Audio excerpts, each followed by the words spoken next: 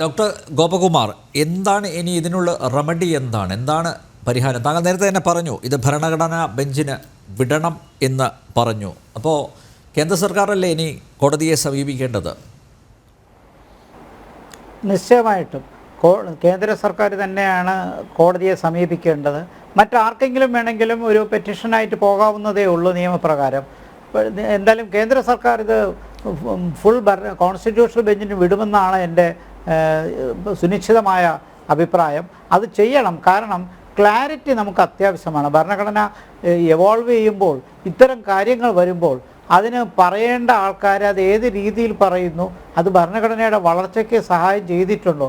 ഞാൻ ജഡ്ജിമാർ നൽകിയ ഭരണഘടനയ്ക്ക് നൽകിയ സംഭാവനകളെയൊന്നും ഒരിക്കലും കുറച്ച് കാണിക്കാൻ പറ്റില്ല ഒരുപാട് കാര്യങ്ങളിൽ. അതുകൊണ്ടാണല്ലോ നമ്മുടെ ഭരണഘടനയിൽ ജുഡീഷ്യൽ റിവ്യൂവിൻ്റെ പവേഴ്സ് കൊടുത്തിരിക്കുന്നു. അവിടെ തന്നെ കോടതി തന്നെ പല പ്രാവശ്യം AK ഗോപാലൻ കേസിൽ വന്ന ജഡ്ജ്മെൻറ്റ് പിൽക്കാലത്ത് മാറ്റാൻ നിർബന്ധിതമായതും കോടതിക്ക് അതിൻ്റേതായ സ്വാതന്ത്ര്യമുള്ളത് കൊണ്ടും നാച്ചുറൽ ലോയും നാച്ചുറൽ ജസ്റ്റിസിൻ്റെ ഇമ്പോർട്ടൻസ് എന്താണെന്ന് കോടതിക്ക് പിന്നീട് മനസ്സിലാക്കിയത് കൊണ്ടാണല്ലോ AK ഗോപാലൻ കേസ് പിൽക്കാലത്ത് റിവേഴ്സ് ചെയ്യപ്പെട്ടത്. അപ്പോൾ കോടതികൾക്ക് അഭിപ്രായം പറയാൻ തീർച്ചയായിട്ടും അവകാശമുണ്ട്. അവർക്കത് എക്സ്പ്ലെയിൻ ചെയ്യേണ്ട ആവശ്യമുണ്ട്. ഭരണഘടന എത്രത്തോളം നമ്മൾ പൂർണ്ണമായിട്ട് എഴുതി തീർത്താലും അപ്പോഴും ചില ഔട്ട്ലൈന് ഗ്യാപ്പുകൾ ഉണ്ടാകും. അത് സ്വാഭാവികമാണ്. കാരണം ഭരണഘടന വളരുന്നതനുസരിച്ച് ആ വ്യത്യാസങ്ങളുണ്ടാകും. അതിപ്പോൾ അമേരിക്കയിലെ പ്രസിഡൻഷ്യൽ സിസ്റ്റം ആയതുകൊണ്ട് സംശയമൊന്നുമില്ല. വളരെ ചെറിയൊരു ഭരണഘടനയും സെപ്പറേഷൻ ഓഫ് പവേഴ്സ് വ്യക്തമായി പറഞ്ഞിട്ടുള്ളത് കൊണ്ട് കോൺസ്റ്റിറ്റ്യൂഷൻ വളരുന്നതിന് ജഡ്ജിമാർ നിർണായകമായ സംഭാവന നൽകിയിട്ടുണ്ട്. നമ്മളവിടെ ആകട്ടെ ഇത്രയും വലിയ ലോകത്തിലെ ഏറ്റവും വലിയ ഭരണഘടന എഴുതി, എന്നിട്ടും പല കാര്യങ്ങളിൽ നമുക്ക് അവ്യക്തതയുണ്ട് എന്നുള്ളത്. അപ്പോൾ ഈ അവ്യക്തത ഉള്ള സ്ഥലത്ത് നമുക്ക് എനിക്ക് നിർഭാഗ്യവശാൽ എനിക്ക് രാംകുമാറുമായിട്ട് യോജിക്കാൻ കഴിയുന്നില്ല. അതിന് പരമാധികാരം നിയമസഭയ്ക്കാണ്, പാർലമെൻറ്റിനാണ് എന്ന് പറയുമ്പോൾ പാർലമെൻറ്റിന് നിയമാധികാരമുണ്ട്. നിയമം ഉണ്ടാക്കാനുള്ള ഏറ്റവും വലിയ ബോഡി പാർലമെൻറ്റ് തന്നെയാണ്.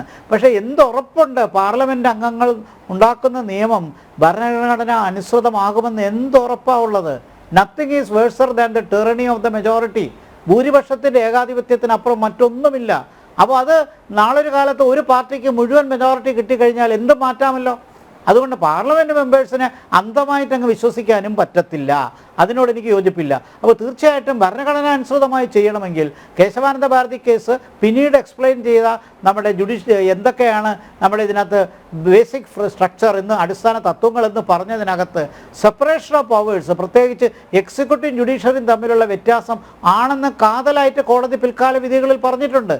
അപ്പോൾ സെപ്പറേഷൻ ഓഫ് പവേഴ്സ് ഉള്ള സ്ഥിതിക്ക് കോൺസ്റ്റിറ്റ്യൂഷൻ്റെ സൈലൻസ് ഉള്ള മേഖല, കോൺഫ്ലിക്റ്റ് ഉള്ള മേഖല, അത്തരം മേഖലകൾക്ക് കൂടുതൽ സംഭാവന ചെയ്യാൻ പറ്റുന്നത് കോടതിക്ക് തന്നെയാണ്. അത് കോടതിക്ക് എക്സ്പ്ലെയിൻ ചെയ്യാൻ പറ്റും. അതുകൊണ്ടാണ് ഞാൻ ഇത് കോൺസ്റ്റിറ്റ്യൂഷൻ്റെ ഫുൾ ബെഞ്ചിന്, സുപ്രീം കോടതിയുടെ ഫുൾ ബെഞ്ചിന് വിട്ടുകൊടുക്കണം എന്നുള്ള അഭിപ്രായമുള്ളത്. കാരണം ഇക്കാര്യത്തിൽ മറ്റ് പൊതുസമൂഹത്തിന് അഭിപ്രായം പറയാം, നമ്മൾ പൊതുസമൂഹത്തിൻ്റെ ഭാഗമായിട്ട് നമുക്ക് അഭിപ്രായം പറയാം, പാർലമെൻറ്റ് അംഗങ്ങൾക്ക് അഭിപ്രായം പറയാം. അതൊക്കെ നിൽക്കുമ്പോഴും അന്തിമമായിട്ട് ഭരണഘടനയെ അനലൈസ് ചെയ്യേണ്ട ഒരു സാഹചര്യം വരും. എത്രയോ കാര്യങ്ങൾ ജുഡീഷ്യൽ റിവ്യൂ വഴി കോൺസ്റ്റിറ്റ്യൂഷൻ വലുതാക്കി കഴിഞ്ഞു. ജുഡീഷ്യൽ ആക്ടിവിസം വന്നതുകൊണ്ട് നമുക്ക് എന്തൊക്കെ കാര്യങ്ങളിൽ ഈ രാജ്യത്ത് കിട്ടി. റൈറ്റ് ടു എഡ്യൂക്കേഷൻ പോലും സുപ്രീം കോടതി വിധി ഉണ്ണികൃഷ്ണൻ കേസിൽ ജഡ്ജ്മെൻറ്റിൽ കൂടിയല്ലേ ഒരു ഫണ്ടമെൻ്റൽ റൈറ്റ് ആയിട്ട് മാറിയത്.